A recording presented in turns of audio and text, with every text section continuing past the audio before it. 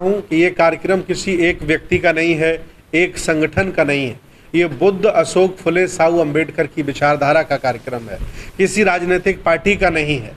अगर वो चाहते हैं कि सर्वहारा समाज की स्थापना हो, हक वंचित समाज की स्थापना हो, समता मूलक समाज की स्थापना हो, तो पार्टियां चले न चलें, राजनीति चले न चले, लेकिन सामाजिक परिवर्तन की हवा और आंदोलन नहीं रुकना चाहिए। वो तन मन धन से सहयोग करें, हम उनके सहयोग का इंतजार कर रहे हैं। बीजेपी की सरकार जो वर्तमान में है, ये हिंदुत्व की राजनीति करती है और आप धर्म का प्रचार कर रहे हैं, कहीं डर नहीं लगता आपको? डर उन्हें लगता है जिन्होंने बुद्ध और बाबा साहब को पढ़ा नहीं है। जिन्होंने बुद्ध और बाबा साहब को पढ़ लिया है वो निडर, साहस और बहादुर बन जाते हैं।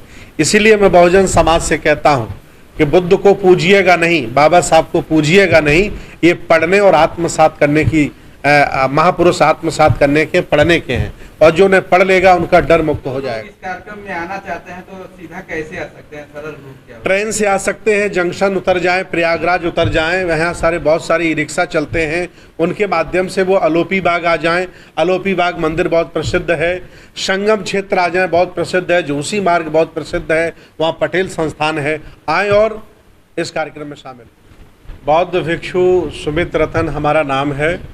हम प्रयागराज की धरती पर आज प्रेस वार्ता कर रहे हैं और देश भारत के सभी बहुजन समाज के लोगों को, हक वंचित समाज के लोगों को, बुद्ध, अशोक, फुले, साहू अम्बेडकर की विचारधारा के लोगों को आमंत्रित कर रहे हैं कि प्रयागराज की धरती पर पहली बार विश्व बौद्ध सम्मेलन में वो पधारें और बुद्ध की शिक्षाएं, बाबा साहब की शिक्षाएं लेकर अपने घर जाएं।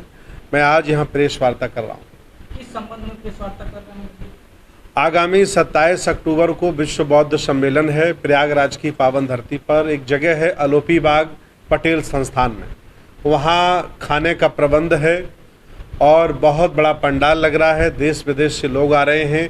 इस कार्यक्रम में मुख्य अतिथि के तौर पर बौद्ध धर्म के पुनरुद्धारक बाबा साहब डॉक्टर अम्बेडकर के पोते डॉक्टर यशवंत राव अम्बेडकर जी आ रहे हैं। मैं आपको आमंत्रित करता हूँ। बौद्ध सम्मेलन करने की उद्देश्य क्या है? तथागत भगवान बुद्ध की शिक्षाएं घर घर जाएं। वर्तमान के दौर में ईर्षा, द्वेष, नफरत से आदमी जल रहा है।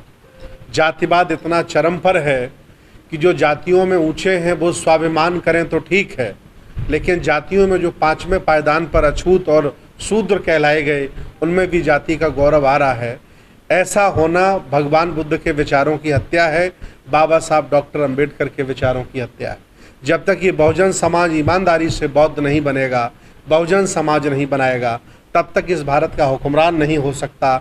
ये बात हम समझाने के लिए बौद्ध सम्मेलन कर रहे हैं। लगातार आप जिस तरह से लखनऊ में, मेरठ में बौद्ध सम्मेलन कर रहे हैं, तो कौन कौन से जिले में कब तक करेंगे?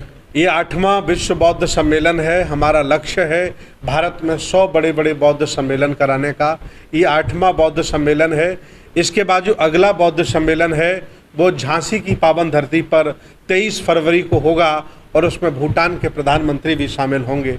जी, कहा जा रहा है कि आपका बौद्ध सम्मेलन जो है महाकुंभ से कुछ जुड़ी हुई बातें हैं।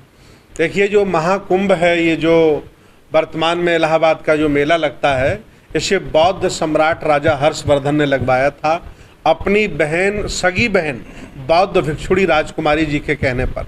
तो इसलिए उन्होंने ये पूरी दुनिया के बौद्धों को बुलाया था। ये मेला उस समय लगातार ये 90 दिन चला था और पूरी दुनिया के लोग इस मेले में आए थे। इसका नाम पहले बौद्ध समागम था। जब बुद्ध के अनुयायी नहीं रहे तो इसका नाम कुंभ हो गया। तो आज उनकी स्मृति में ये बौद्ध सम्मेलन हम लोग कर रहे हैं।